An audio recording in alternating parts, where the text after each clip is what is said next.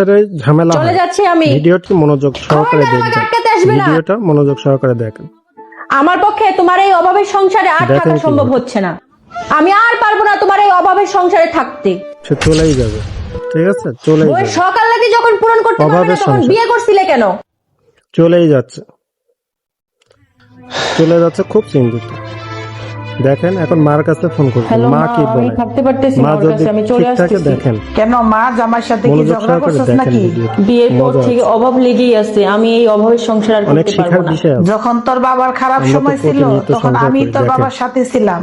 যদি সংসার আমি তখন মানেই তো চলে ঝামেলা, আসতাম তাই না? তখন তোর কি অবস্থা হইতো? তুই তো তখন এতিম হইতি। অনেক তোর বুঝের কথা। বাচ্চার বাবার পরিচয় কি দিবি একবার ভেবে দেখেছিস?